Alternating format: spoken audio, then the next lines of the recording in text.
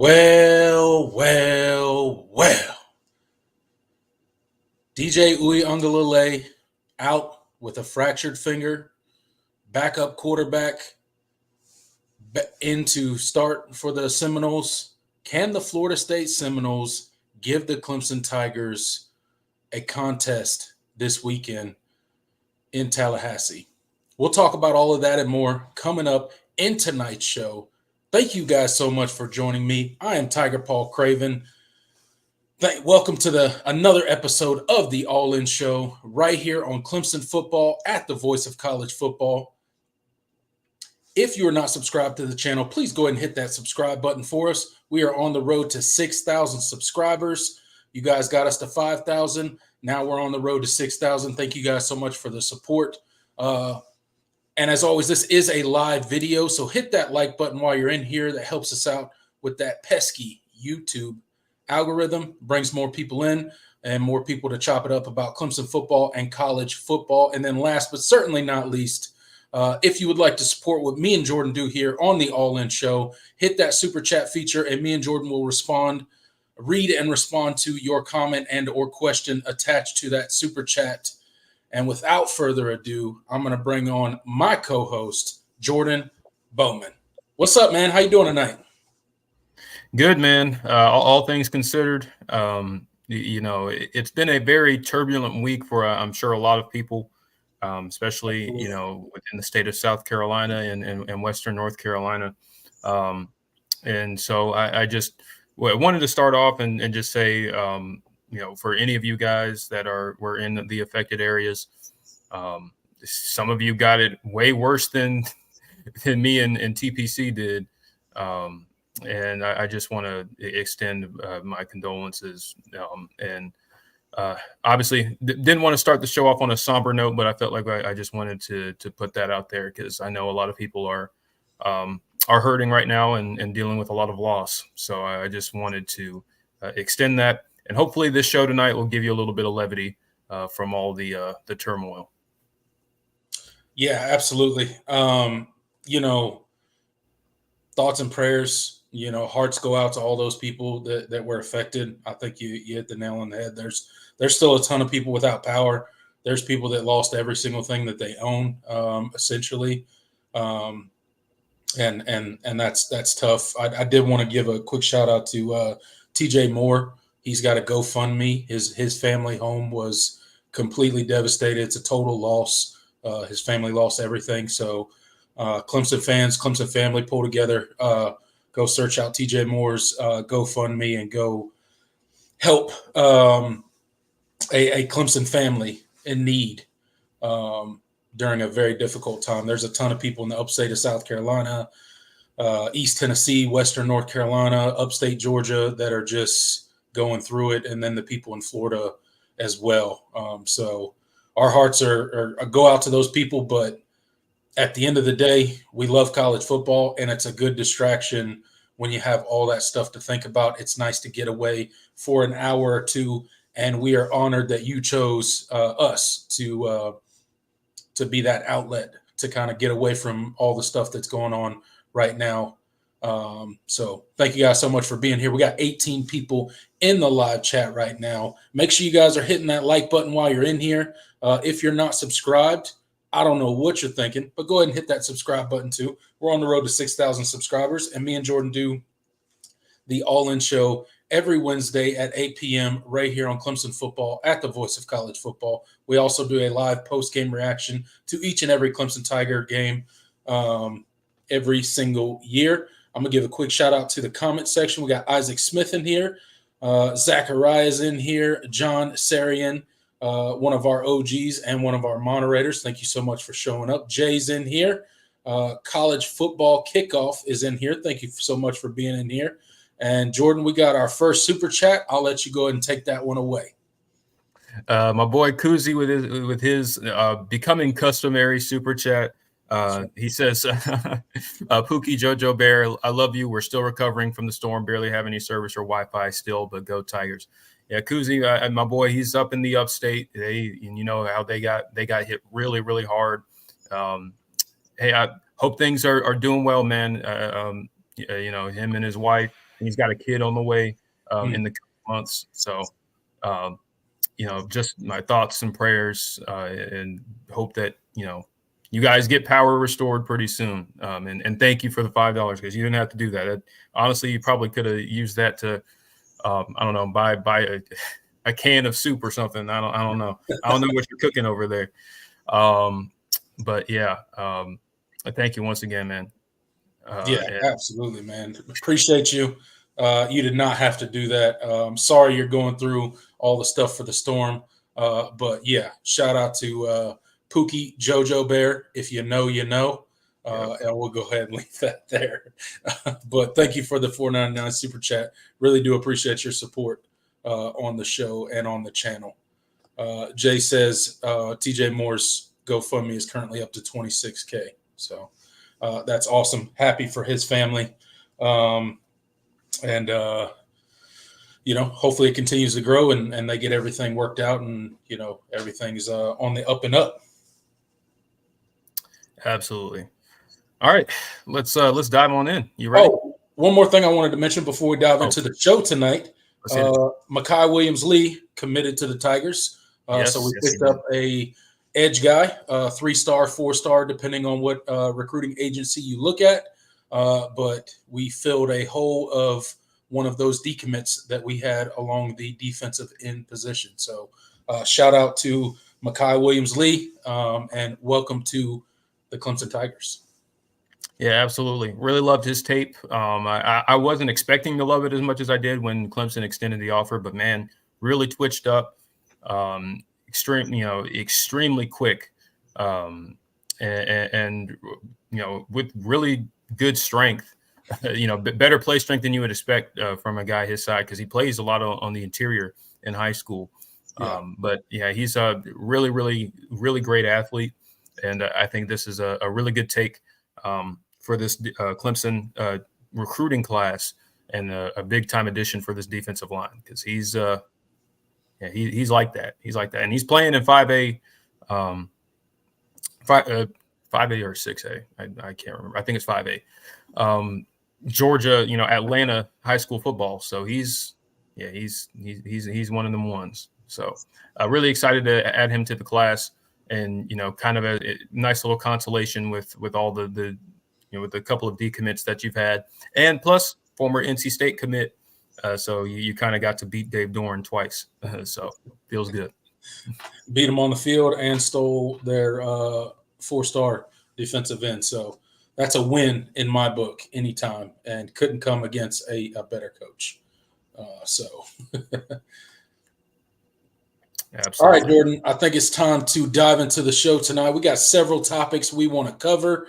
And first up in the shoot tonight is an injury update for the Tigers. This is an ever-growing list for the Clemson Tigers. Not season-ending injuries or anything like that, although we've had our fair share of those so far this season as well.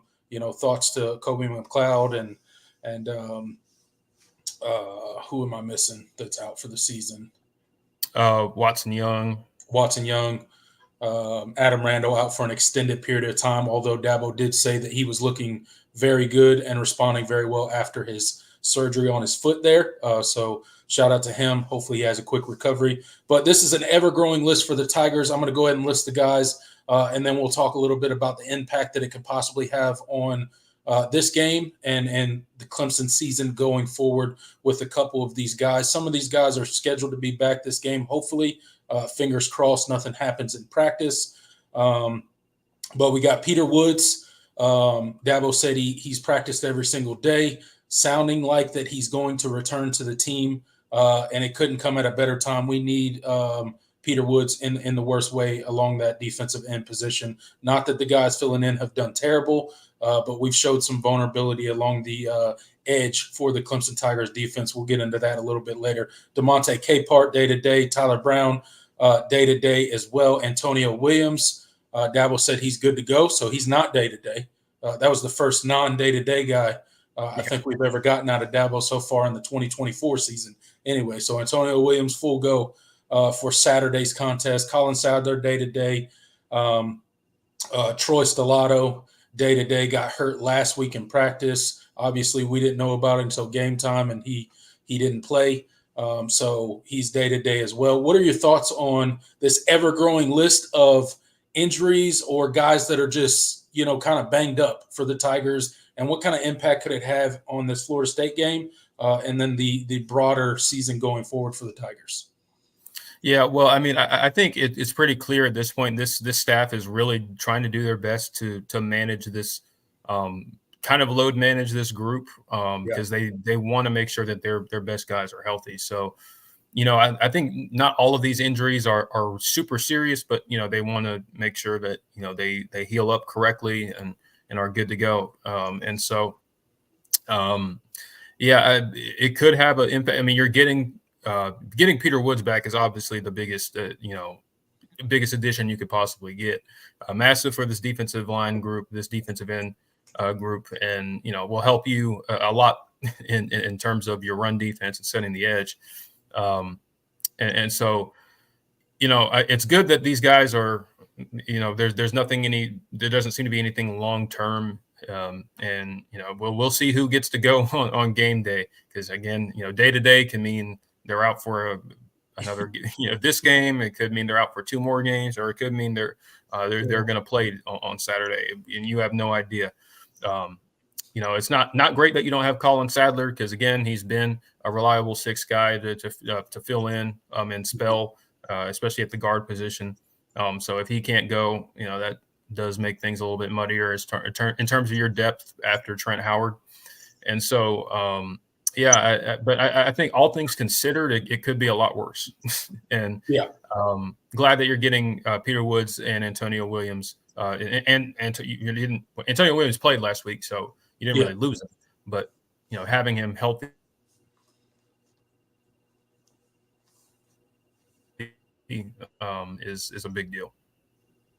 Yeah, absolutely. Definitely love to see Antonio Williams back a little bit healthier. Hopefully a week more of recovery, getting into the training room, getting that treatment, has him playing and feeling a little bit better against the Seminoles. DeMonte Capehart, that dude's a beast when he's healthy and he's on the field.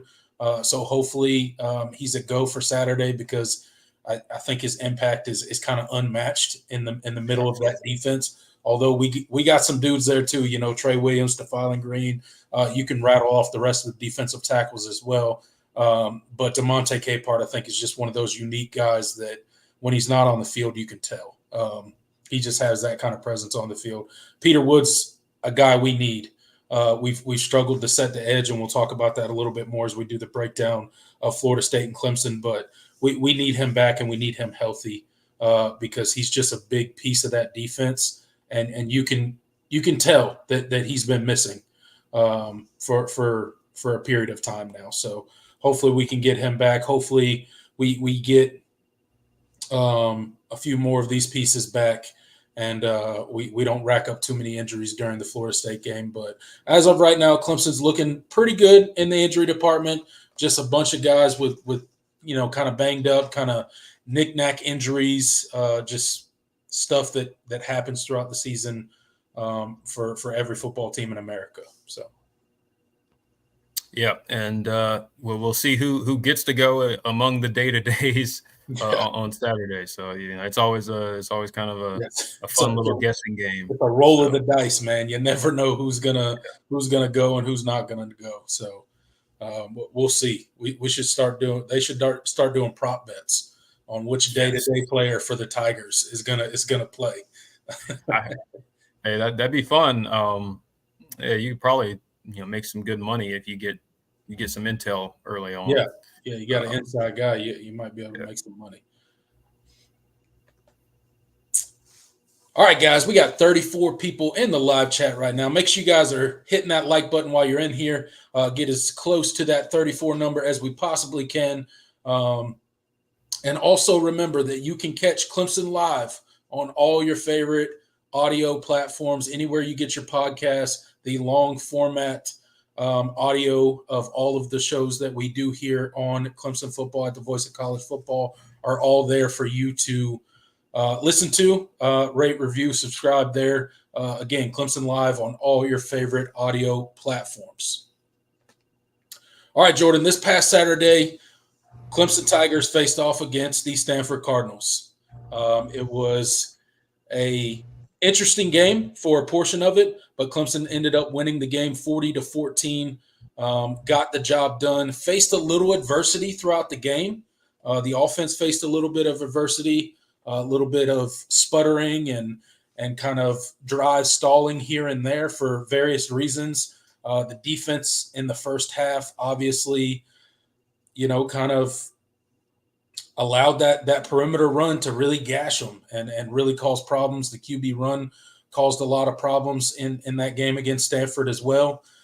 So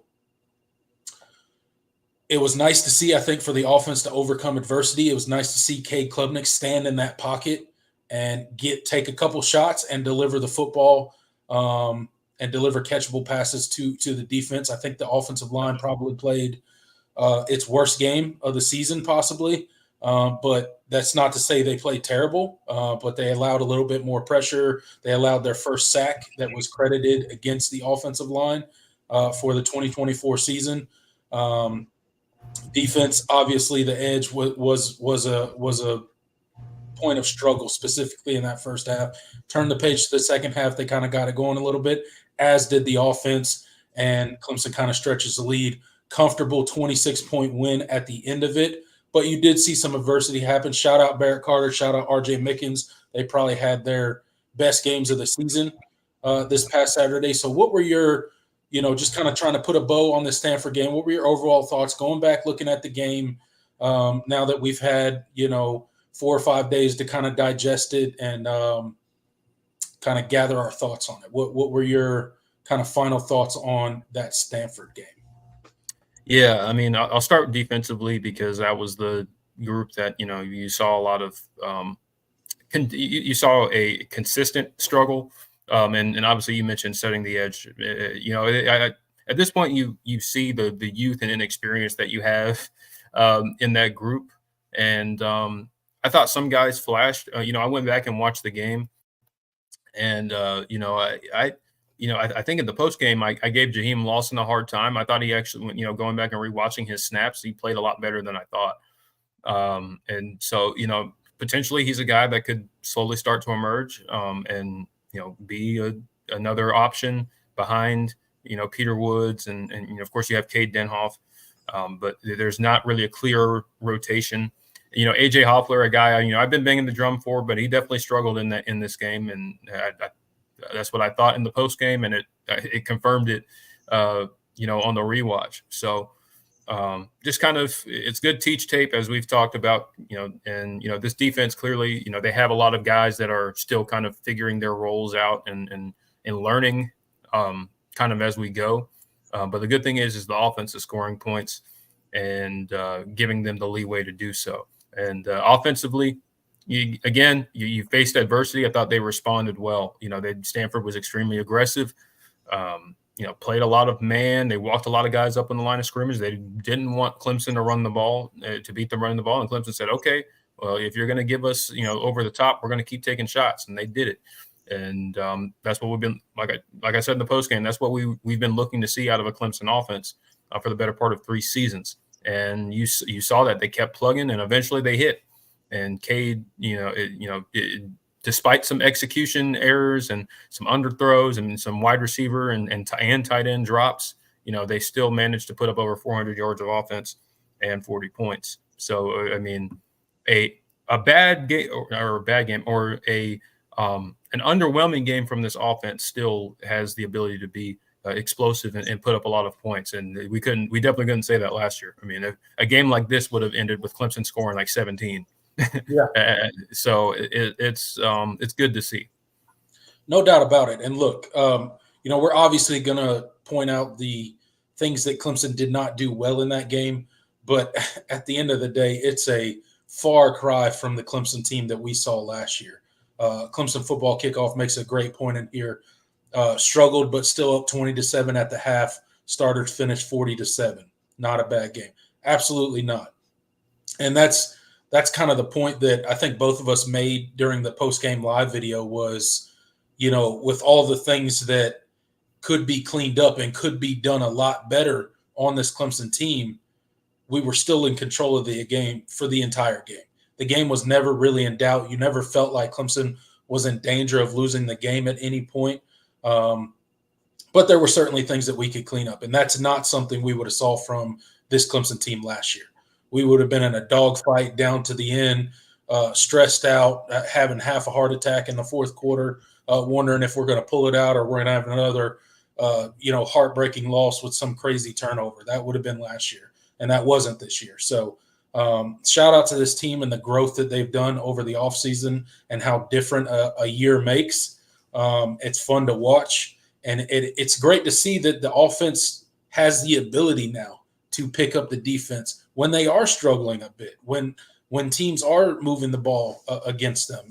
And shout out to the defense as well for their red zone defense. It was great in the game. As much as Stanford moved the ball up and down the field, as soon as they got to the red zone, credit Clemson's defense for forcing them into those mistakes. I think some of those were probably bad calls on Stanford's part.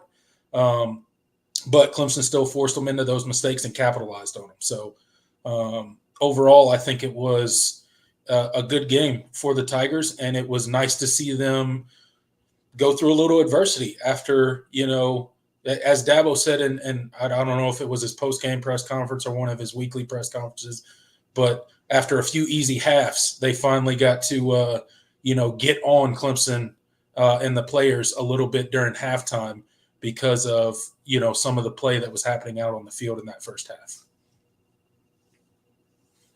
Yeah, absolutely. And we'll continue to see how this team grows. And obviously this matchup is going to be it's going to be a bigger test than, probably the record that will indicate, but especially offensively, Florida State's defense is still pretty good and has some really talented football players. So you're going to have to see the execution be on point in this game as well if you want to have the result that maybe the point spread would indicate, or even more. So we'll definitely see. Did we hear anything about Daniels and his injury that he sustained during the game? Is he? Yeah, I think they suspected it was an ankle. I know he's going to be out for a little bit, but I went and looked, I think yesterday or a couple days ago, and there wasn't anything definitive. So I'm not really sure. Okay. Well, hopefully he makes a quick recovery. I know that offense is going to look vastly different without him in there. So hopefully he makes a quick recovery. Yeah, absolutely. Because he was very upset. So I hope it wasn't, too bad. But I don't know if there's been any. I could probably look it up real quick, but I'll do that later. All right, guys. Well, that'll do it for the Stanford game. And before we move on to our next topic of the show, just a word from our sponsor. College football is even more exciting with some action on the line. And the games are even better when you're cashing in. And the Voice of College Football is the place to be to get the greatest value. Let's start with my picks. 75% against the money line, 58% against the spread. I've got a 40-year track record. In fact, in 2023, at $100 played per game, you would have netted over $9,300. And guess what? I'm just the warm-up act. Steve Merrill, our ace in the hole, show stopper from Wager Talk. 6 years with the Voice of College Football, over 30 years in the industry. Steve gives us analysis on all the big games, but you can't miss Steve's weekly under-the-radar pick, which went 21-5 against the spread the last 2 seasons. I repeat, 21-5 against the spread. You also get picks from some of our top analysts here at the Voice of College Football, including Steve Dace and Matt Zemek. Become a YouTube channel member or Patreon member for just $99 per month. Go to the main channel on YouTube, click join, and select the betting tier. Do the same thing on Patreon. Make 2024 a winner now. All right, guys, you heard from Mark Rogers there. Go check out the Patreon page. Go check out the Voice of College Football bets. If you're into sports betting, if you're into putting small wagers or large wagers, whatever you got on college football, and that's what makes some of those games interesting for you. I would encourage you to go check out Mark Rogers and his team over there that give amazing insight and good picks against the spread. And I'm sure you might even win a couple bucks if you play your cards right. Also, we got 26 people in the live chat right now. Go ahead and hit that like button. If you're not subscribed to the channel, hit that subscribe button. And that would be greatly appreciated and help me and Jordan out with all the stuff we do here on the All In Show. All right, Jordan, it's time to turn the page. It's time to start the Florida State preview here on Clemson Football at the Voice of College Football. This game has changed quite a bit since the offseason. This was one of the games in the offseason that a lot of people, ACC fans and just college football fans alike, had circled. This Florida State team came into the season as a heavy favorite to take the conference once again for the second season in a row, coming off a 13-1 season where they, if you ask a lot of people, got snubbed from the college football playoffs. If you ask some other people, they didn't deserve to be there. But that's neither here nor there. But a lot of storylines have changed in this game. Not only has Florida State not looked anywhere close to the team that we thought they would be, they're just 1-4 on the season. They have now benched their starting quarterback, DJ Uiagalelei, former Clemson Tigers quarterback. So there's another storyline that has kind of drastically changed. Clemson will not be playing against their former quarterback, DJ Uiagalelei. Instead, backup quarterback Brock Glenn is going to get the start. DJ is injured. He has a broken finger on his throwing hand. But Mike Norvell made it clear in the postgame press conference that he was about to make a change regardless. So lots of storylines, lots of intrigue in this game have completely shifted since the preseason and since early on in the season. So, Jordan, overarching thoughts on this matchup against Florida State. Clemson travels down to Tallahassee, 7 p.m. kickoff. Overarching thoughts on this game before we dive into offense versus defense and the matchups that we like or don't like based off of the personnel. Yeah. You kind of hit on it. This game certainly has lost a lot of the luster maybe it had before the year. Yeah. But if you guys were listening to me, I was on the Florida State show earlier, like a couple hours ago. And we kind of talked about how these two programs still are the marquee brands in the ACC. I mean, they're the ones getting the 7:00 ABC slot, even though Florida State is 1-4. So I think at the end of the day, this game still means a lot, and it's massive. I think for Clemson to come in and win, especially since this is your first road test of the year, and we have not seen how this offense performs in a hostile environment, and we've seen how it looks outside of Memorial Stadium at least one time, and it wasn't very good. So we don't really know how this team is going to travel and how this offense will travel, because that's kind of been a trend anyway. If you go back and look at last year, Cade Klubnik was a much better quarterback at home than he was on the road. So will that be more of the case this year, or has the corner truly been turned and the explosiveness we've seen the last 3 games going to travel on the road? So that's another thing. And Florida State, again, while this team isn't very good collectively, they have a lot of talented football players, particularly defensively. They have multiple NFL guys. This is the best.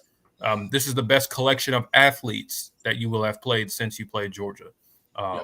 And so I want to see how they match up and how this Clemson team responds to facing the caliber of athlete that Florida State has. And it'll be interesting to see how that plays out. So, that's really where I'm going to have my eye on. Like, is the offense still the offensive line the same physicality against the talented Florida State defensive line? Are you still hitting on the explosive plays? Is the creativity and the versatility does that still show? And I think that'll ultimately decide whether or not this team is truly figured it out, or we still might have some growth to do. Yeah, absolutely. Look, it's going to be very interesting, and although I opened up with some of the things that make this matchup, far less intriguing than it was, during fall camp. This is still a very interesting matchup. It's still a rivalry of sorts because of these two teams and their pedigree in the ACC, and it's kind of Florida State's conference or it's Clemson's conference, and they kind of go back and forth. So there is still some intrigue on this game. And Jordan, I wanted to ask you a question because I've seen this in a lot of different places. It's on various message boards. There's been people on YouTube talking about it, fans talking about it, and the talk is, hey, what are the chances that FSU kind of puts it together for one game, just circles the wagons, has a pride game, rallies around, newly starting quarterback Brock Glenn. I know he's had a couple starts last season. When Jordan Travis went down with that gruesome injury, I know he played a short time last week when DJ went out and got benched, but haven't seen a lot of him. But you could see, we've talked about this in the past. We talked about this when we were going into the North Carolina State game, right? About teams rallying around, a new starter, a younger quarterback, and just kind of catching fire for one game. Do you think there's any possibility that Florida State, because if you look at their roster, it's immensely talented. Now, they've played terrible, frankly, this season. Absolutely terrible. But if you look at their roster and you look at the talent, I mean, they got a scary roster. Is there any chance they put it together on Saturday against the Clemson Tigers in Tallahassee? Yeah, that's ultimately the question, and we'll see. I think defensively, I think Florida State absolutely has the capability to make this game interesting. And obviously, Brock Glenn being the starter, you don't really know. You've seen him in very limited action. Yeah. This is his first start of the year, and sometimes kind of like with CJ Bailey and NC State, like you don't really know, and sometimes they perform better than expected because the defense that they're facing doesn't really know what to expect, and sometimes they look like young, inexperienced quarterbacks. Right. So that's ultimately the question about whether or not this game is a competitive one that we're sweating out more than we think, or Clemson absolutely blows them out of the water. Because I don't think the opposite is going to happen for obvious reasons. I don't expect Florida State to be in position to run away with it. So we'll see. Absolutely. And, I think, to your point, I think there is a world where, Florida State could come out hot. They could get a turnover. They could start fast. Maybe the defense forces Clemson to make a mistake. Offense takes over on a short field, puts the ball in the end zone, get a little momentum, crowd gets into it. Suddenly it becomes a much more difficult atmosphere for the Clemson Tigers to deal with. I think Clemson ultimately wins the game regardless of what happens. But you could definitely see an avenue where that defense steps up. If you look at just the talent profile of that defense, they definitely have the capabilities to give Clemson some issues on Saturday. Now, will they therein lies the $1 million question, if you will. But you could certainly see a team rallying around, kind of wounded animal mode, if you will, for the Florida State Seminoles. They really have nothing to lose going into this game. And they really have nothing to gain either. Their season is essentially over at this point. They already have, multiple conference losses. They've kind of just, not started how we thought they were going to start. But it will be interesting to see kind of how they come out. If they come out with energy, if they come out, looking to just make a statement and build off of it. We will see on Saturday. It'll definitely be something to watch. It would not surprise me if they came out with a very spirited effort on Saturday against Clemson. But let's go ahead and shift gears, Jordan, to kind of the Clemson offense and how they match up against that ultra-talented Florida State defense that's kind of underperformed so far this season. Good things for Clemson is the running game has been on point so far this season, right? Outside of a few pockets. Moffa's averaging 8 yards per carry. He's got 2 touchdowns on the season.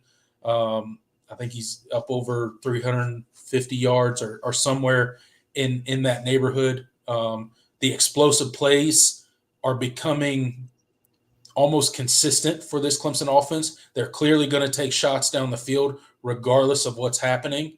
Cade's seeing the field really well. But on the flip side, you look at this FSU defense, and they got NFL dudes everywhere. They got talent up and down the roster, guys that are probably going to be playing on Sunday, quite a few of them. So what's kind of how do you see this Clemson offense matching up against this Florida State defense? What are the potential problems that FSU could present to this Clemson offense? And how do you think Clemson is going to attack them come Saturday? Yeah, Florida State, when you look at how they kind of do their run their defense, Adam Fuller is the defensive coordinator. He kind of runs a little bit of a kind of the Nick Saban defense. A lot of quarters, a lot of man match stuff. And that requires a lot of communication on the second level because there's a lot of rules about who gets who, passing off guys. And one thing that I've noticed when watching Florida State is they do not communicate very well. And that has been the reason why they've given up big plays in the passing game. Mm-hmm. They are very easy to manipulate. And so, I think with what Garrett Riley likes to do, gives them a lot of formations, a lot of motions, a lot of eye candy that we've seen this year. I think that matches up in your favor. Now, the biggest thing is that Florida State has a legitimate NFL defensive line, at least individually. All of those players are guys that are probably going to be playing on Sundays. They haven't always played like it as a unit. But they certainly have the talent, and when they are playing well, they are tough to deal with. Whether it's Darrell Jackson, Joshua Farmer on the interior, Pat Payton and Marvin Jones Jr. on the edge, that is a really, really strong group, really talented football players. And so, this is going to be a big game for Clemson's offensive line because I think if you can hold up in protection, the big plays will be there. They have not stopped the run particularly well at times this year. Teams have kind of been able to get, 5 or 6 yards when they've needed it. So I think, staying on schedule and creating opportunities for shot plays, I think those will definitely be there if Clemson plays up to that, that ability. They are very poor at linebacker. That's probably been the worst part of their team. Because I think their secondary, while they've had communication issues, they have talented football players. I don't think their linebackers are very talented. Offensively, they'll be very easy to manipulate as well, and you can create some matchups in the passing game as well. So I think ultimately, if you do those things, I think Clemson will have a successful day offensively. Yeah, I mean, I agree with a lot of what you just said, and I think it's a good challenge for the offensive line. I'm going to be interested to see how they match up, how they hold up. Like I said, last week was probably their worst game, but they still played pretty well. I'm not bagging on the offensive line at all. I've been extremely, extremely happy and frankly surprised at the level of offensive line play that we've had so far this season. And I think this will be a good test for them. And I have no doubt that coach is going to, Matt Luke is going to have them ready and raring to go for this matchup against Florida State, because this is going to be the most talented roster they've gone up against since Georgia. So, how do they answer the call, right? Struggled a little bit at points and times in the game last week. How do they answer that, right? And I have a good feeling they're going to answer it in a very positive way. I got a good feeling that Moffa could have a really big day. And like I said, like you said, Garrett Riley's going to scheme guys open. He's going to look to confuse those corners. They've showed the tendency to be able to be manipulated. And Cade Klubnik has shown the ability to exploit that so far this season. Cade Klubnik last year, we wouldn't have been able to exploit that, right? But this year's version of Cade Klubnik can absolutely exploit that and manipulate those safeties, manipulate those defensive backs. And Garrett Riley's one of the best in the country at kind of just scheming wide receivers open, and our wide receivers have played extremely well. So we will see what kind of what kind of effort this defense has. I think you look at this Florida State defense, and I think they've given up a lot of yards. They've given up a lot of points. They've struggled a lot this season. But I do think some of that is attributed to the poor offensive performances that FSU has put on the field, pretty much every game this season, right? It's really tough, even when you have a very talented, high-caliber defense, for them to go out of there drive after drive after drive. This is something that Clemson fans are no stranger to. We just got finished watching it for basically 3 seasons in a row of an offense just going out there and putting around and stall drive, punt here, turnover here, interception there, fumble here, and the defense is just put in bad situation after bad situation, and eventually the dam breaks, right? Kind of similar to what happened game 1 to Clemson against Georgia. The dam just kind of broke in that second half. Georgia got it going, and the offense was just not doing very much to support the defense. So I do think some of the poor defensive play is attributed that. You would hope that guys would keep a spirited effort regardless of what's happening on the other side of the ball. But these guys are humans, and everybody knows that that's not always the case.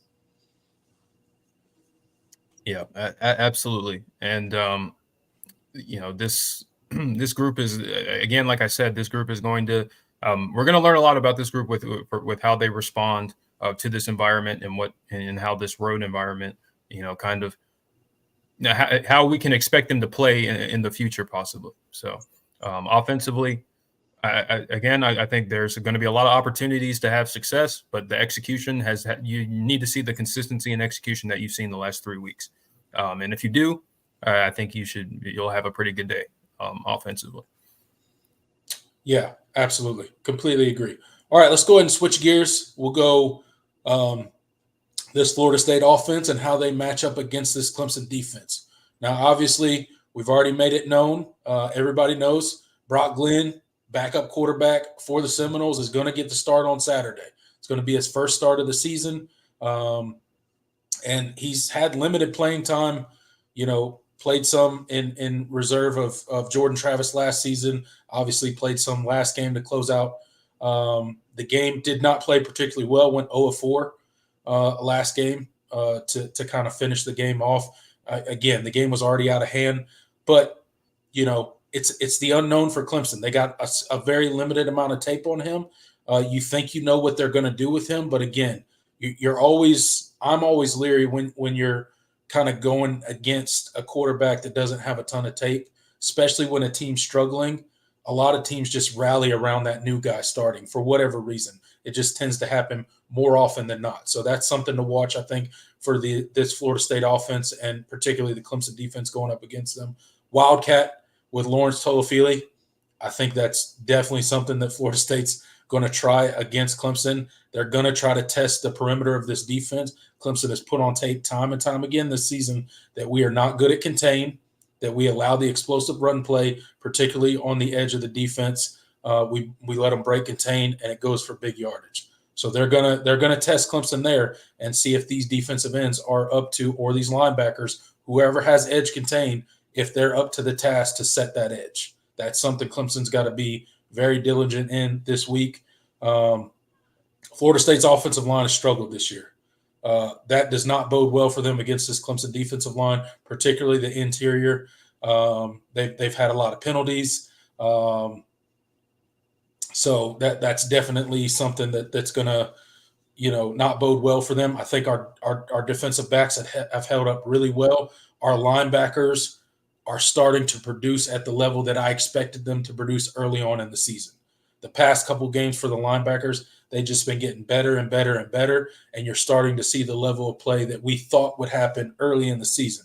It's took a little bit, but, Barrett Carter is playing absolutely out of his mind. Sammy Brown's coming. Yep. Wade Woodaz with that crazy interception last week. He's playing. He's flying around everywhere. He looks a lot more comfortable out there. Looked a little slow to start the season, but they look to be back and just kind of playing free and playing fast again, which is good to see. So what are your thoughts on this Florida State offense? They've struggled pretty much every game they've played this season. How do you see them attacking this Clemson defense? Clemson's been particularly good against the run, although they've let the exterior run get away from them a bit. But this has been a pretty stingy defense as far as when you're talking about the first team defense. Yeah, I think ultimately they're going to want to run the ball and find creative ways to run the ball, because I think otherwise it's going to be very difficult for them to generate offense. Watching this Florida State team, obviously it was with DJ Uyunglele under center, so we'll see what things they do differently. But I think it starts with their offensive line. They have just not been at the level that people thought heading into the year. It was an experienced group with a lot of combined starts. They just lost one of their guards for the year, transferred from Florida, Richie Leonard. So again, offensive line that's already underperforming. He loses a guy, and they're not very deep. So it's just been a struggle to get that group to play up to speed, and this certainly hampered everything else that they've tried to do. The run game, it's been very easy to stop their run game. At least the teams that I watched didn't have much trouble. They walked a lot of guys up and messed with their protections, and not protection, but their assignments. And this SMU held Florida State to like 2.5 yards per carry. And it's just kind of been a consistent thing. I think their backs are pretty good. And Lawrence Toafili, as you mentioned, probably their best. And Cam Davis, the true freshman, has a lot of talent. I think he's going to be a good player in the future. But this Florida State offense is really limited. I think they went into the season, they wanted to be kind of what DJ did at Florida State. They thought they were going to be a run-heavy team with a lot of play-action shots and push the ball downfield. Well, the offensive line can't protect. They can't run the ball. And DJ has not been up. DJ was not nearly as good or accurate. Honestly, like even during his time at Clemson, he's playing a lot. He was playing a lot worse than that. And the receivers have just been pretty underwhelming. They haven't had anybody step up, and their tight end play might be the worst in Power 4. So all in all, this is an offense with not a lot going for it. So I think ultimately they're going to have to find some creative ways to run the football and keep the possessions, the total possessions in this game low, because that's kind of what they've had to do to stay close in games. So I think if you allow this Florida State offense to play, dictate the pace of this game, it could make things a little bit interesting. But otherwise, I think as long as you keep them, you dedicate resources to stopping the run, and if they beat you, if Brock Glenn beats you over the top, you kind of just tip your cap to them. But because I don't really trust their offensive line to hold up, and I don't think their receivers are all that good. And so we'll see how they do things. Brock Glenn is a little bit more athletic than DJ is, so potentially the quarterback run game might be more of a factor than it's been for Florida State so far. But he's not a super duper. I wouldn't call him a mobile quarterback. He's just he can move around. He's not a statue. Yeah. Which that's probably a plus anyway for Florida State. But so just kind of keep in mind that, because they didn't do a lot of designed runs, quarterback runs, but that might be something that they try to kind of give Clemson's defense a different look. Yeah, look, absolutely. This Florida State offense, it's really hard to imagine how they're going to consistently put drives together against this Clemson defense. I mean, obviously, running the ball is going to be kind of what they want to do. They don't trust their passing game, and with Clemson's defensive backs, I don't think their wide receivers are going to be very open anyway. Running the ball on the interior of that Clemson defense, not a great option. So they're definitely going to have to get creative and try to get out on the perimeter. They're probably going to go to the screen game quite a bit, to try to just get on that edge and try to test that Clemson defense. A lot of RPOs. Yeah, a lot of RPOs, a lot of stuff like that to just try to produce as much offense as they possibly can. But at the end of the day, they may have a drive here, a drive there, where they kind of get it going against this Clemson defense. But at the end of the day, I just don't see them to being able to consistently sustain drives throughout a 4-quarter game against this Clemson Tiger defense. You saw Clemson last week against Stanford, right? Stanford was absolutely torching them with that QB run and breaking big runs on the edge. And then you turn the page to the second half, and Clemson made the adjustments, right? And they played much better in that second half than they did the first half. So for those reasons, I think it's really going to be a struggle for them to produce. And this offensive line is not going to be able to protect Brock Glenn. Clemson's going to get pressure, and I don't think they're going to have to blitz to get it. So it could become a pretty long day for the Seminoles if they can't manufacture those yards, kind of on the edges of Clemson's defense. Yeah, absolutely. And it comes down to winning first down. I think that's one of the things that Florida State has struggled with all season is staying ahead of the chains and being on schedule, getting a second and medium. They've been in a ton of third and longs, and at least when DJ was playing, it was basically a death sentence for their drives. If they weren't getting a good chunk play on first down, the drive was going to stall. And I don't have the numbers in front of me, but it's their first down efficiency has not been very good. And so I think winning, like I said, winning first down, puts it immediately handcuffs them because they don't have a lot of answers when they're not ahead of the chains. So I don't see a path where this Florida State offense has a ton of success on the aggregate, but if you let them put a couple first downs together and eat up clock and slow the pace of the game, you might be in for more of an interesting game than maybe you think. So as long as you don't let that happen. Yeah, sure. No, and I could see them coming out with some wrinkles and some creative plays. I mean, Mike Norvell, make no mistake about it, he's a brilliant offensive mind, right? Yeah. So I could see them coming with some wrinkles that Clemson didn't plan for and getting some yardage and maybe putting a touchdown or two, in the end zone. But I trust Wes Goodwin, and I trust that defense to make the proper adjustments, whether that be on the sideline or whether that be at halftime. They will figure out a way to shut down whatever Florida State comes up with. So, again, I could see Florida State maybe having a little bit of success early with some of the wrinkles that I'm sure they're going to, produce with whether that be Wildcat with Tolafili or whether that be, the spring game, this screen game, or RPO type stuff. But I don't see that being sustainable for 4 quarters. Clemson will make the adjustment, and they'll figure out a way to shut down what they're doing. Absolutely. And, obviously, you guys can tell we like the matchup. Probably not a surprise.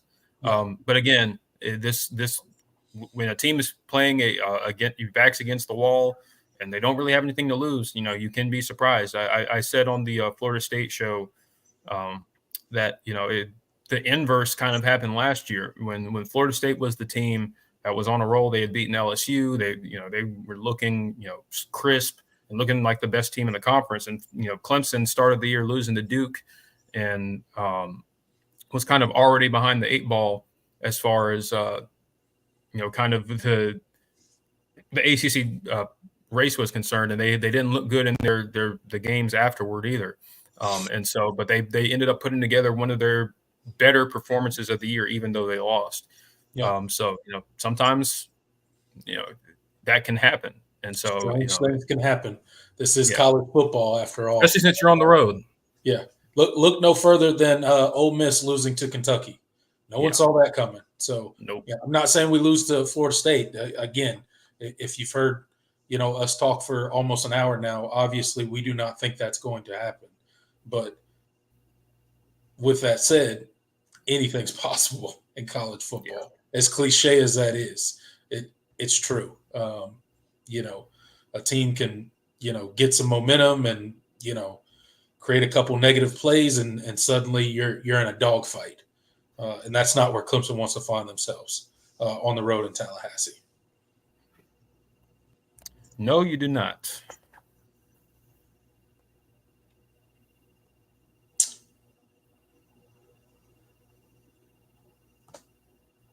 All right, guys, we got 34 people in the live chat right now. Make sure you guys are hitting that like button and helping us out with that. If you're not subscribed, go ahead and subscribe to the channel. That would be greatly appreciated. Don't forget, Monday through Friday, 10 a.m. Eastern Standard Time, Mark Rogers has the college football show. Go check it out over on the main channel, talking about all things college football. It's a great show. Make sure you go over there, give Mark a like, tell him hi in the comment section, and let him know that the guys over at the Clemson football channel sent you. And that'd be greatly appreciated, supporting the voice of college football in that way.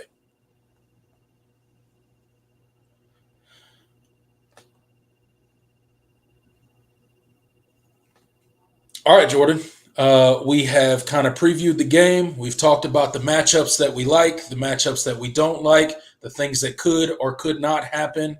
But now is the time to make the picks against the spread and to give our overall score prediction on this upcoming game between the Florida State Seminoles and the Clemson Tigers.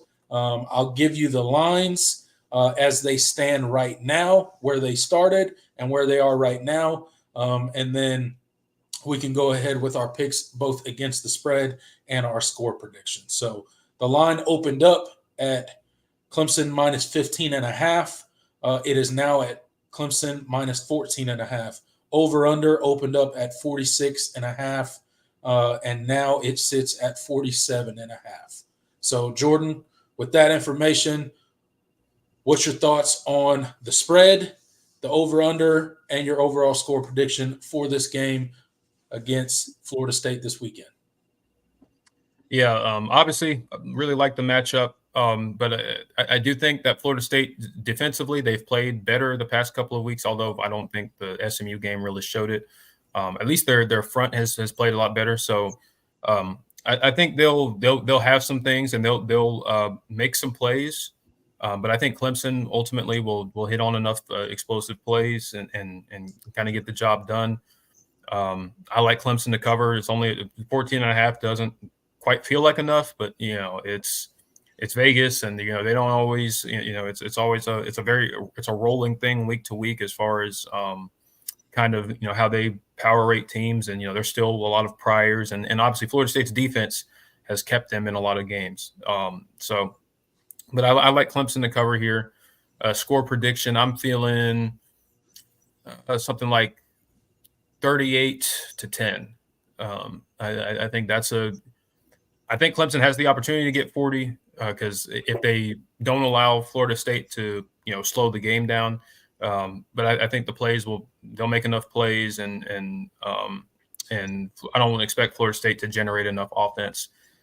So 38-10 feels about right, and Clemson rolls on to next week. All right. So the spread for me, 14.5. Honestly, if I'm just being honest, looking at the game at the surface level, looking at how Florida State has played this year, how Clemson has played ever since that Georgia game, I just don't think 14.5 is enough. I think Clemson covers that. And the 47.5, I think the game goes over the 47.5. I think Clemson's probably going to get into the 40 range as far as points. So I definitely hit the over with the overall score total. And as far as, how I see this game playing out, I'm going to go, I could see Florida State coming out, having some wrinkles, putting a few drives together, kind of keeping it close, maybe first quarter and a half. But definitely, late into the second quarter, definitely third and fourth quarter, I see Clemson kind of pulling away. I just don't think Florida State has enough. I think they can hang around early, but Clemson ultimately is going to pull away and put some distance on the scoreboard between them and the Seminoles. My score prediction, 41-14. Clemson wins going away. I like it.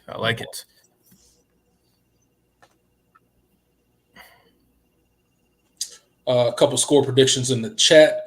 Cade Klubnik Enthusiast says 45-13. Tigers. Hustler Inc. says 48-13.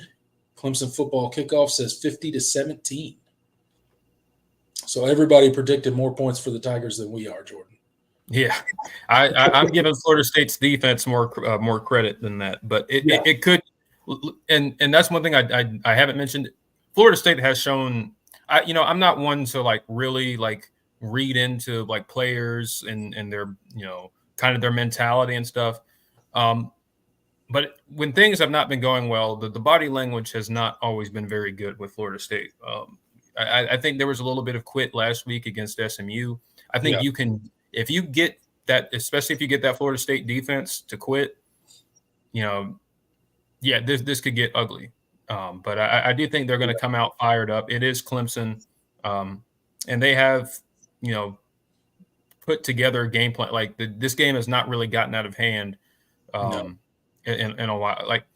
Even the 2022 game, they fought. It was a 34-14 game in Tallahassee, and Florida State fought back to kind of close the gap a little bit. So I think that Florida State will come out with some energy.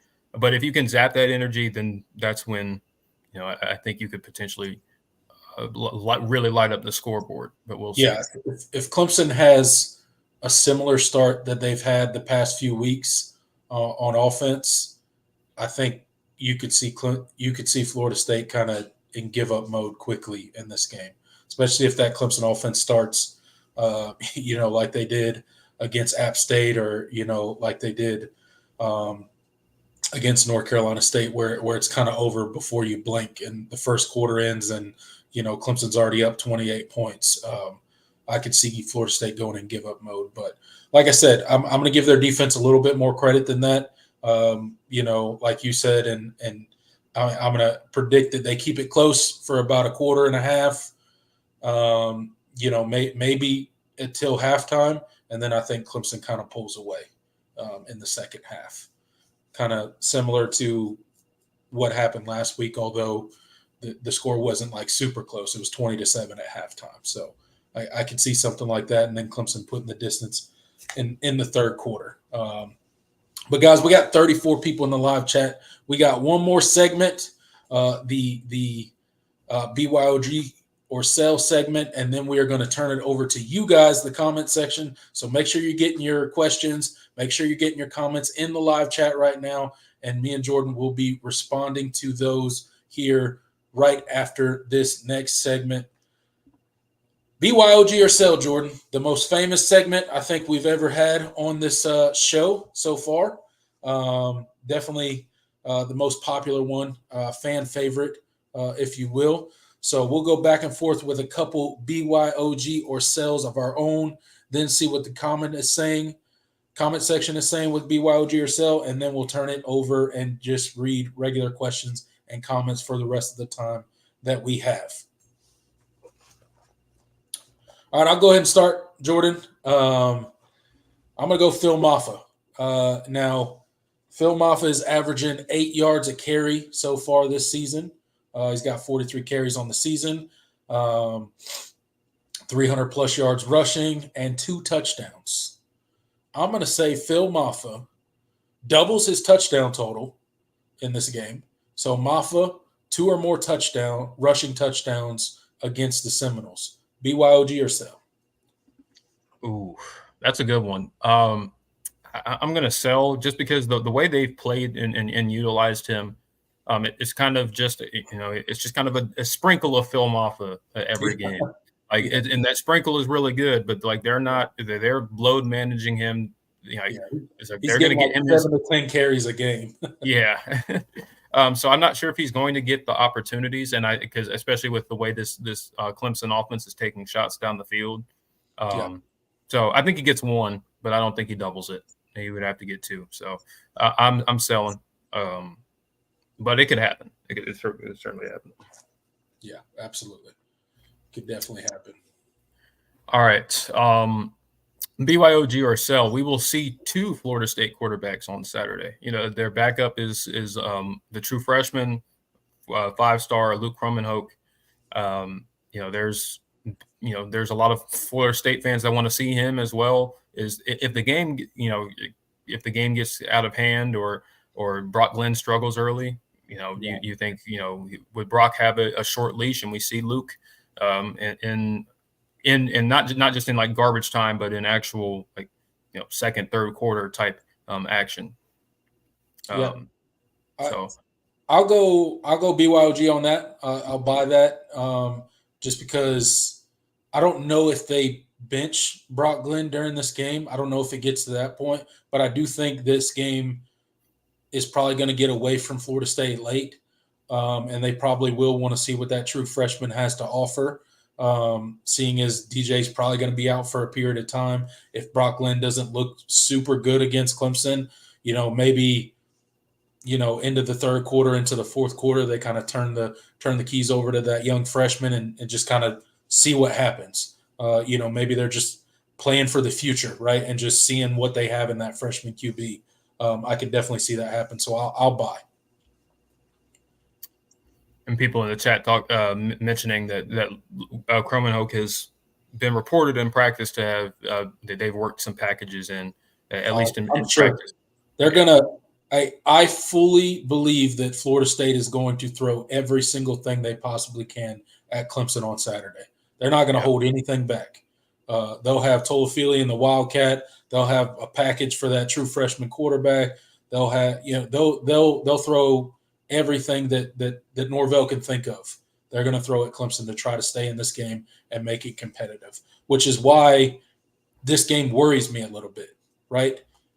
It just like there's a world where this becomes, a nail biter, a heart attack game, if you will, right? So hopefully that doesn't happen. Hopefully Clemson can pull away. But I fully expect Florida State to kind of throw the kitchen sink at the Tigers. Yeah, I mean, you have to think they're trying to find an offensive identity, so they're going to want to see what works, what sticks, what doesn't. Because they have a lot of young pieces. They're going to want to work a lot of young guys in, not just the quarterbacks. Kind of playing for the future and not really the scoreboard. So yeah, that's definitely in the cards. All right. Oh no, it's you. Oh, it's my turn. Okay. Yeah. BYOG or sell Cade Klubnik 3+ passing touchdowns. BYOG. Yeah, I think he'll hit 3. Like that number a lot, and he's hit 3 in every game. He's probably due to have a below 3. Yeah. I mean every game since the Georgia game. So he's probably due for one lower, but I think there's going to be too many up. They're going to want to take shots in this game, and I think he'll hit on some. And even in the red zone, they've had a propensity to pass it. So yeah, they have. I like 3. All right. Last one, and then we'll turn it to the comment section. Okay. BYOG or sell a freshman will have an interception. Ooh, a freshman. Could be a true freshman or a redshirt freshman. They both count. Okay. I'll buy. I think, I could definitely see Brock Glenn trying to force something downfield.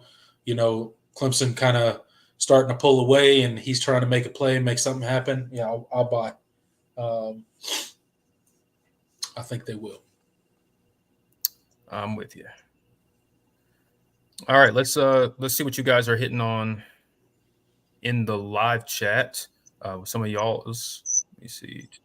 So I should have starred the ones I saw, but Yeah. K Clubbing Enthusiast has total 5 total touchdowns. I'm gonna sell. Ooh, that's a lot. I'm gonna sell. I'm gonna sell. That's a lot.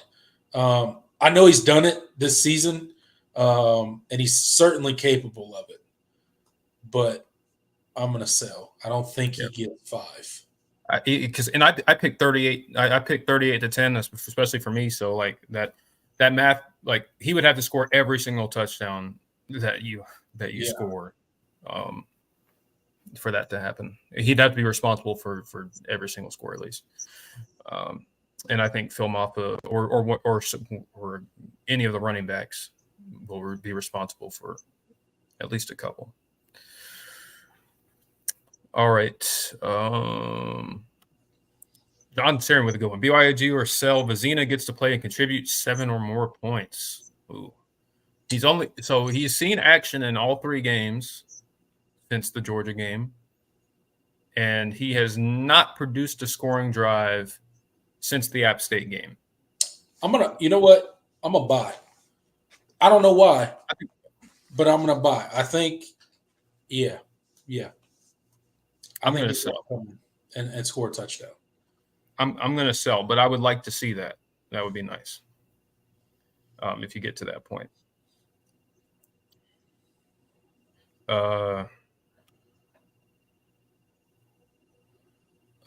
Jay says BYG or sell. Tyler Brown has, I think he means more than 50 yards receiving against FSU. Easy. He might do that on 1 catch. Tyler Brown? Oh, Tyler Brown. My bad. I was thinking Brian Wesco. My bad. Yeah, I was like that's a little confident for a guy to. No, because I don't think he's playing. I'll sell. I don't think he's playing. Yeah. I'll sell too. He has not got. If he does play, I think it'll be very limited snaps. He's got that ankle injury, sprain, or whatever it is. They're not going to be in a hurry to get him back in there. And if there's any risk, I just think they'll hold him. Again, I know he came out last week for the warm-ups when they're in like T-shirts and shorts and stuff like that. But other than that, he didn't warm up at all. So I just don't think he's going to play at all. And if he does, I don't think it'll be very much. Yeah. Unfortunate. He's like I was telling Jordan before we came on today that he's kind of Antonio Williams last year.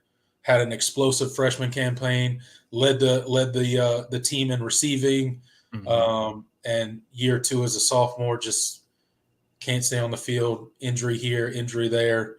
So it's unfortunate.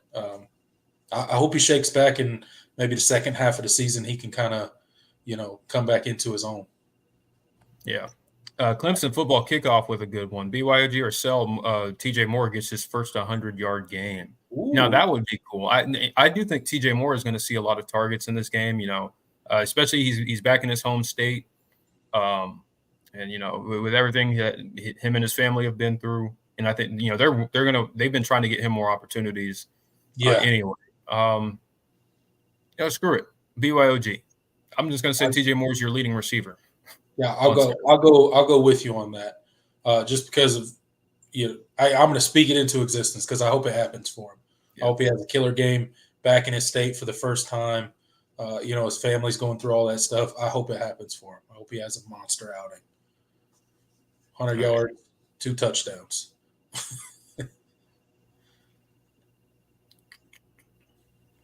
All right.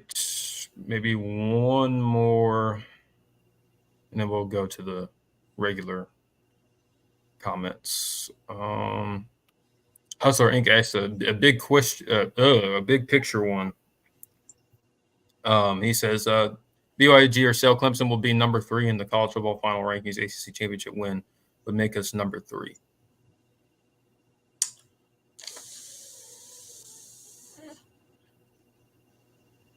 Will it? I mean, it may not. Probably. Not necessarily. You would think so. It probably will. Depends on what the Big 12 picture looks like, and obviously it definitely depends on the Big 12. And how many losses do you have?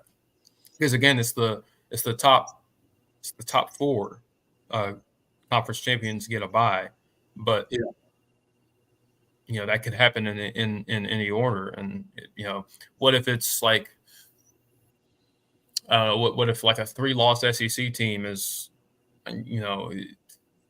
gets slotted in there or whatever. Like it depends on the teams around them. I'm gonna sell. If you're a 12-1 Clemson team, just won the ACC championship game, probably if you're picking it right now against Miami, you're probably going to be number 3. Yeah, I think that's probably the most likely situation because the Big 12 picture is so muddied, and Florida, the SEC and the Big 10 are just are probably going to get preferential treatment. But I think it depends. I'll buy just because it feels wrong to say sell. All right, I think you convinced me. I'll buy it too. BYOG. All right. We do have a super chat from, oh my gosh, I can't read today. Hit Wonder 101. Thank you for the $5. He says Clemson must go to Doak and destroy FSU from the word go. 60+ to 10 Clemson. Dang. Wow. Dang. I hope you're right. That would be nice, but Right. That's like Trevor Lawrence going into Tallahassee back in 2018 level. Yeah, like I don't know. that's steep. I think Florida State's defense is better than that. But Clemson has shown the ability to do that this season. Because they've shown the ability to start fast. I do think if Clemson starts fast offensively in this game, it's probably going to get ugly quickly.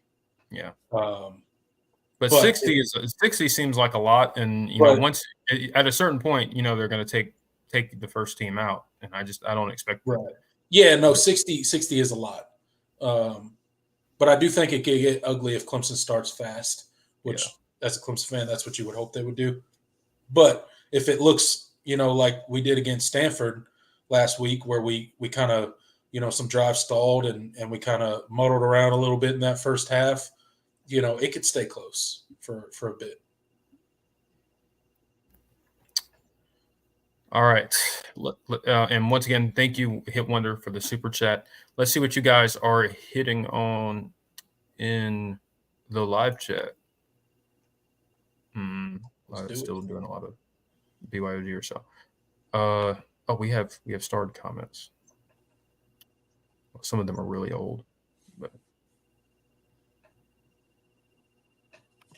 John said earlier in the chat, he said Florida State hasn't had a single 300-yard game yet. Not going to happen against Clemson either. Yeah, they have struggled, to put up at least in terms of volume. It doesn't help that their pace is one of the slowest in college football. But yeah, they're not explosive at all, and they haven't been able to put a lot of drives together. So this defense better not.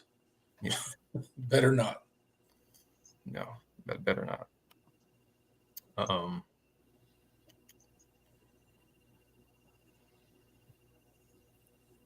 Zachariah asks, do you guys think Blake Miller could end up truly being the first-round offensive line we have had, and I don't even know how long? I mean, I think potentially. One thing that Dabo mentioned in a press conference, I think last week, was that he expected he didn't mention Blake Miller in the names of guys that he expected to be gone after this year. So potentially, if you get Blake Miller back, that's a big deal for the offensive line. But depending on what his draft grade looks like, he could come back for another year and really solidify it with a strong year. Dabo said he was only expecting one offensive lineman to leave. Yeah, and that was Marcus Tate. Yeah. Because Walker Parks. Walker Parks has another year. Yeah. Of eligibility, which is crazy. I did not know until I did not know that either. I thought he was done, but yeah, potentially we could only lose Walker Parks off of the starting 5 Marcus Tate. You mean Marcus Tate? Marcus Tate. Yeah. From the starting five of that offensive line, which would be really good. Dude. And then you just it would be and then you just slot Colin Sadler in. Yeah, you just slide Colin Sadler in there, who's played a ton of snaps. I'd be okay with that. That'd be just fine. Just fine. All right. David says Dabo will try not to embarrass FSU. Well, yeah, I mean, he hasn't really tried to embarrass anybody this year. I mean, just he's taking guys when the game is out of hand, he's taking guys out, and that's been that. So if that does happen, I wouldn't expect him to pour it on. I mean, really, the times it's happening. I don't think Clemson goes out there and tries not to score. They just put the second, third team guys in and run the regular offense, and then they either execute or they don't. Right. But I don't think Dabo's like handicapping Garrett Riley in his play calling when they put the 2s and 3s in. I think he's letting them call whatever. And that, so. And you have to remember, like the second string is the second string for a reason. So they're not going to be able to run the playbook, everything in the playbook like you can with the first team offense. Right. So it just by default it's going to be vanilla anyway. They have to learn how to do the basic stuff. A lot of those guys are running scout team all during the week, so they're not even involved in the game plan for that week.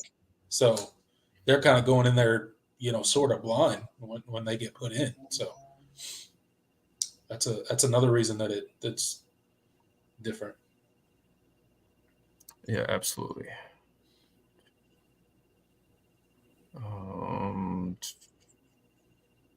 But no, Dabo's not in the business of embarrassing people. He's always been like that. Let's see.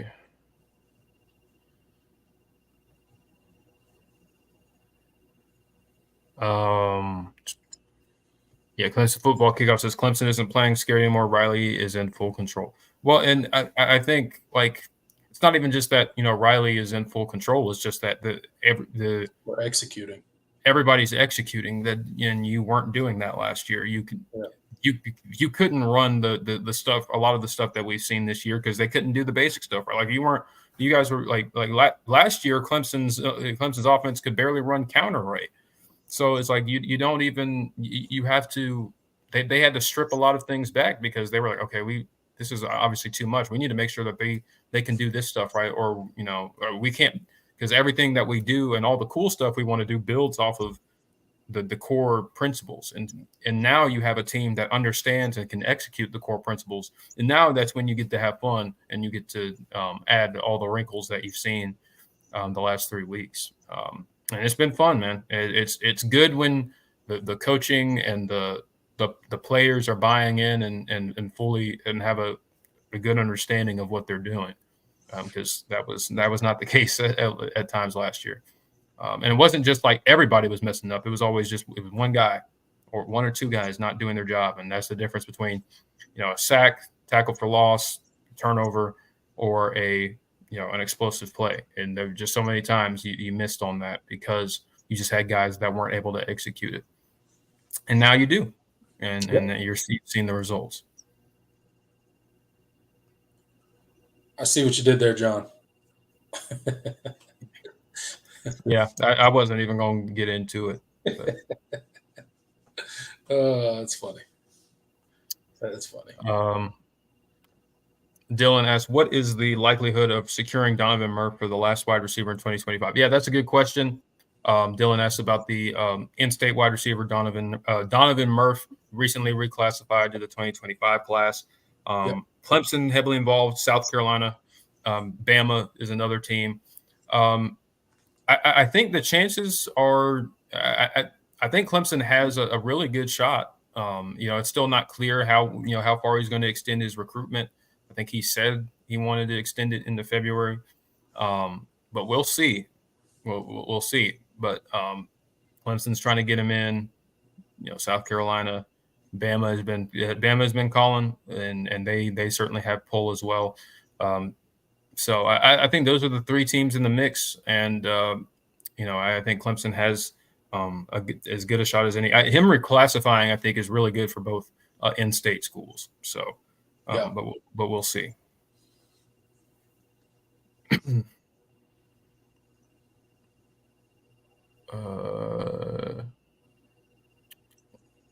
Jay says, I also need I think Kelly explosive play. We heard a lot about him since high school. Yeah, we haven't seen a ton of him except in garbage time. But yeah, we'll see if they can get him a wrinkle or two or a play out there and see if he has an opportunity.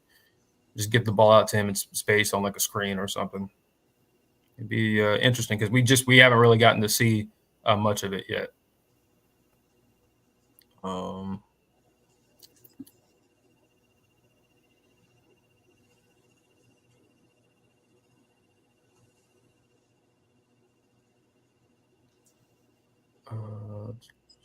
David says one player ran the field with the coach at practice. Oh, talking about Florida State.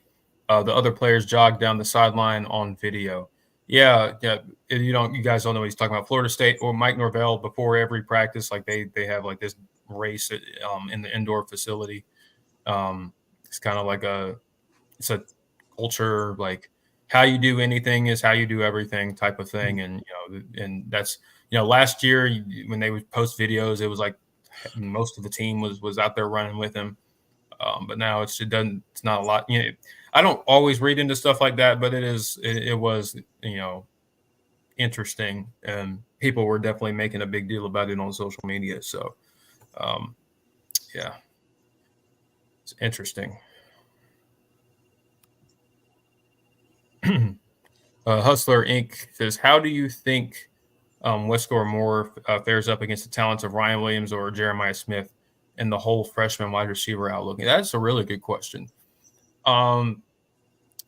Man, it's kind of hard to say. I think Ryan Williams and Jeremiah Smith are kind of there's this freshman wide receiver crop is as talented as we've seen in a long time. Yeah.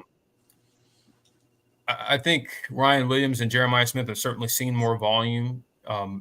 And in terms of their height, like just how they looked in high school, I would say they're probably like a step above where Wesco and Moore are. I think just from as far as readiness is concerned, Wesco was ready to go like pretty early, but he also had the spring, and he had to work on his body. And TJ, Dabo's mentioned he still has some fundamental things that he needs to fix. Like he's not like I don't think those two are as close to finished products as Ryan Williams and Jeremiah Smith. I think they're just from a body type standpoint, all of that they were just kind of more ready to go.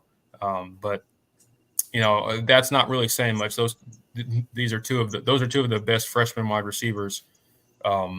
We've seen in college football in quite some time. So I think TJ Moore and Bryant Wesco are they belong in that that group with a lot of the other guys, the Cam Colemans and Ryan Wingo at Texas. Like I could go on it. Like this is a really, really loaded wide receiver class. So, but Wesco and Moore, I think are as talented as any of them, and we'll see them continue to grow as the season goes on.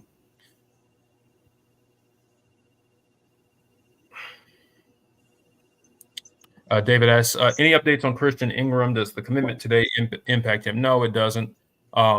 Christian Ingram, I think he's going to visit Georgia at some point.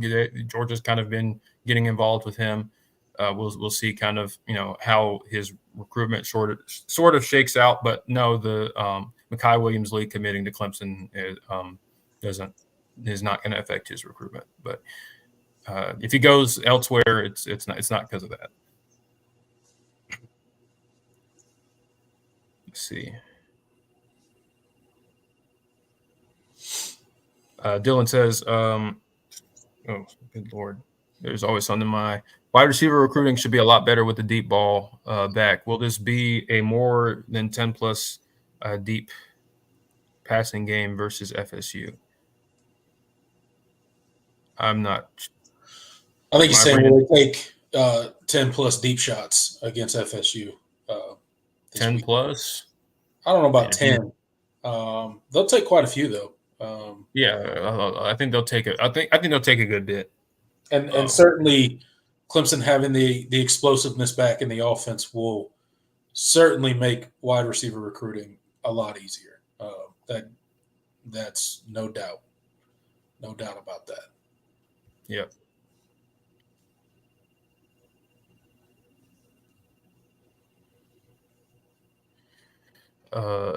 Isaac says Jeremiah Smith is apparently a one of one as a prospect. I mean, he's up there. He's one of the better.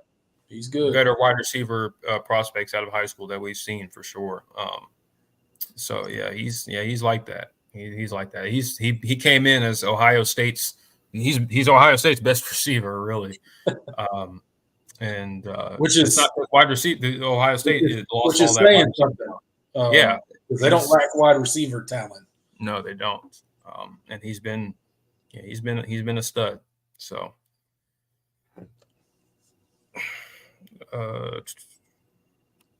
David says to me means Wesco is smooth, getting better every day. Yeah, absolutely. And I think one of the things that has just been so impressive is just how fast he is. I mean, you saw it some in his high school tape, but you didn't really get the full picture until you saw him out there on the field. Like, man, he's blowing by dudes. He makes DBs look so slow.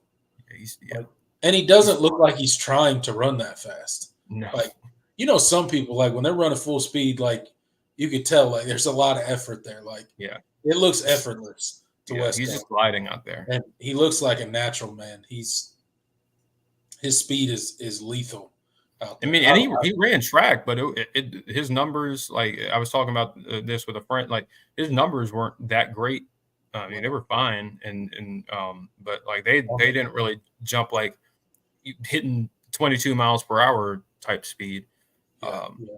It translates to the football field, whatever he's doing. So he gets a step on somebody, they're not catching him.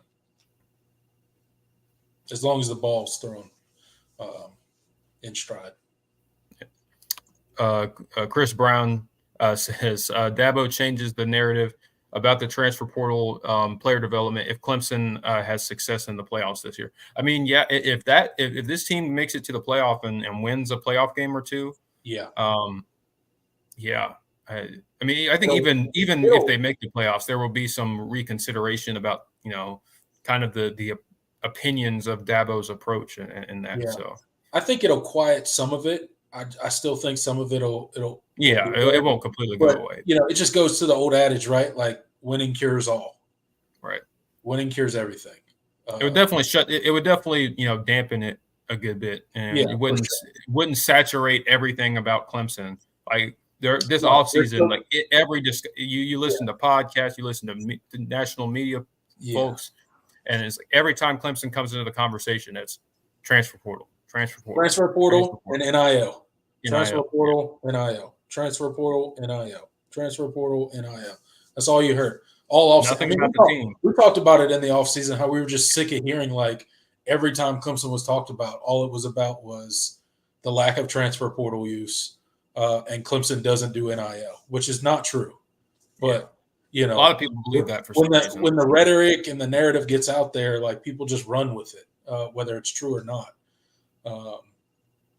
But, and look, Clemson needs to use the portal. Like, make no mistake about it. There are going to be instances where Clemson is going to need to use the portal. Dabo's success this year, Clemson's success this year is definitely going to, quiet some of that criticism. But they're still going to throw Clemson up there on the graphics with Navy and Army and Air Force and Coast, whoever, all the service academies that don't do transfers either, right? They're still going to throw them up there.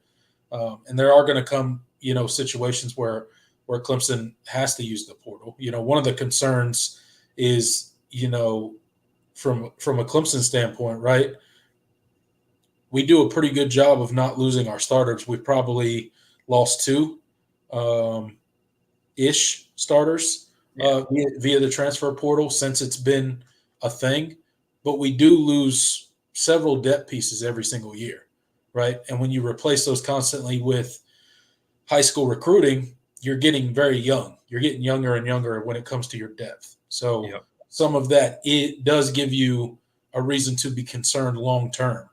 But again, it remains to be seen. I think there's a happy medium somewhere where you kind of pluck a player here, pluck a player there, and don't become consumed with living and dying by the transfer portal, which is something I don't ever want to see Clemson do. And we don't need to. Clemson does a very good job in high school recruiting. They do a very good job in evaluating. A lot of their coaches are very good at finding those pieces that are really going to fit what we do from a schematic standpoint. So, but depending on the success that we continue to have this season, it will get a lot quieter on that front. Yeah. And I said on the Florida State show, I said, it's not even really about the frequency at which you use the transfer portal or the volume. You just need to, when you decide to use it and when you feel like you need to go get it, you need to be able to, get that player. Like you have not done they've been over so far when they've tried. Like Clemson, you should be able to go cherry pick that person if you want them, right? Well, other than like, Paul Tyson and Hunter Johnson, but obviously that's a very different thing. Do those really count? Not really. Yeah. But yeah. All right. Clemson football kickoff. He asked, do we get? He says, do we get Wesco or Moore if Coleman or Matthews commit? I think so. Because Clemson did view all 4 of those guys like they were willing to oversign if like more than 2 of them wanted to come. That was made pretty clear by people who were very familiar with those recruitments. They viewed because they viewed Cam Coleman and Mike Matthews as oversign worthy. So it would be true vice versa, I think. And I think especially with Bryant Wesco and TJ Moore, personality wise, they were really attracted to Clemson regardless. So I feel like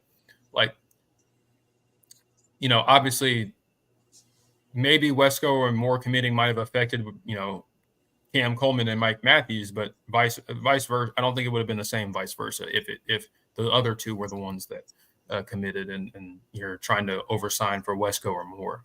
I feel like you could have landed them, but that's completely speculation on my part. So I think that those 2 particularly were very, very they fell in love with what Clemson was about and knew that was where they wanted to be. And that's I think we landed the right guys. Nothing against the other ones, but it's worked out pretty well for the Tigers so far. Yeah, certainly has. But you can never have too many talented guys. No, look, I'd have loved to land all 4 of them. Crazy we had all 4 of them on because bring them all in previous cycle we had not had that collection of talent at one position, really, or at wide receiver particularly like that. That was pretty cool.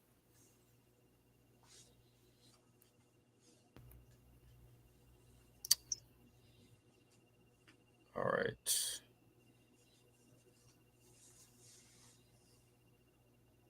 Got a super chat. Eric. Oh, did I miss? Oh, yes. Sweet. Kuzi with another $5. What's up, my man? He says, if we played UGA or a defense similar again on a scale from week 1 and week 5, where do you see the offense stacking up against good competition? Yeah, that's a good question. I think I still needed more of a sample size. We just, I want to see them on the road. But my intuition says that, if you play that Georgia game again, with the current personnel usage and the current starters and all of that, I don't say you win the game, but I think you have a little bit more success offensively. Right. I think a lot of your issues against Georgia wasn't them just flat out, beating you up. It was like a lot of execution errors and a lot of things that just kept you from getting in a rhythm. And Georgia has something to do with that, but wide receivers lining up and incorrectly and negating first downs and chunk plays is not anything Georgia did. That's you not doing basic stuff. And obviously playing your young guys, your two dynamic true freshman wide receivers more than 12 snaps combined would probably help at least a little bit. So yeah, I mean, I think you would do better. You would certainly do better this time. I say this time like it's happening, but a hypothetical second time around. Yeah, I feel pretty. Well, I agree with you. And look, it's to your point, it's really hard to kind of say what Clemson's offense. Hopefully we get the opportunity to play a defense like that again. But it's hard to say how we would perform. But I agree. I think we would perform a lot better. I think one of the big things was confidence for this offense and seeing it actually happen on the field. Because all the reports out of fall camp were they were hitting explosive plays and they were having success.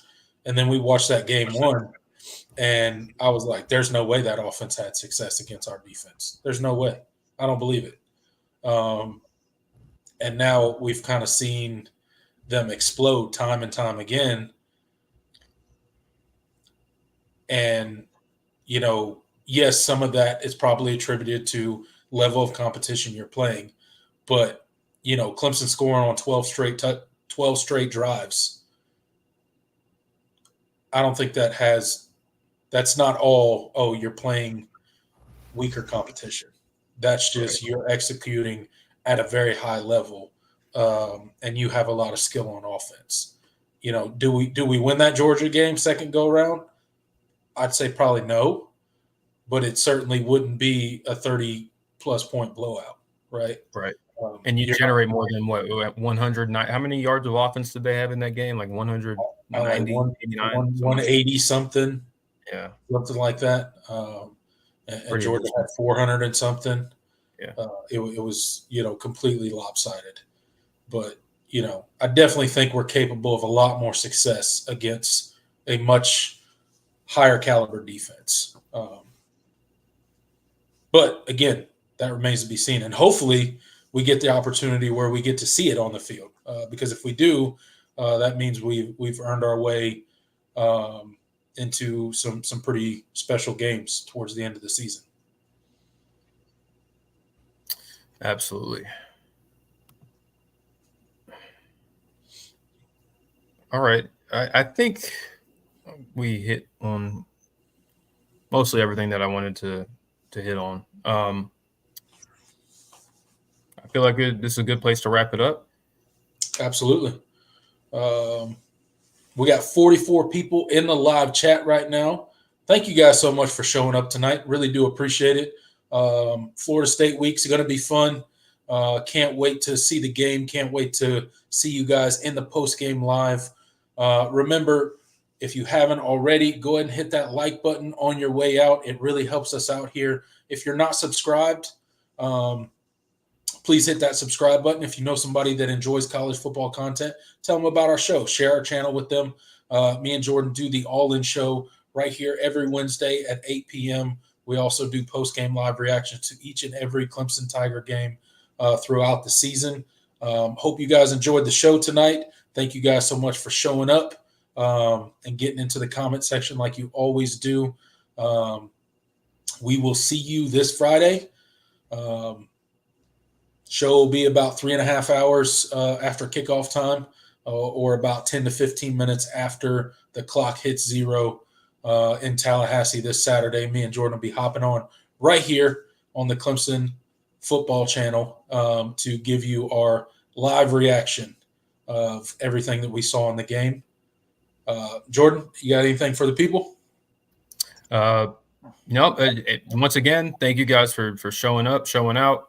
And we will see you guys on Saturday. It's another great week, and hope that you guys have a good game. I know some of you are I know a couple of you that live in the Florida area might be going to the game. So be safe. I know there's been a lot of, obviously probably still a lot of road closures and highways and stuff still being just sort of cleared up. So if you are going to the game, safe travels. But till then, we'll see you guys on Saturday. Yeah, absolutely. Until then, guys, I'm Tiger Paul Craven. He's Jordan Bowman. Go Tigers. Later, y'all.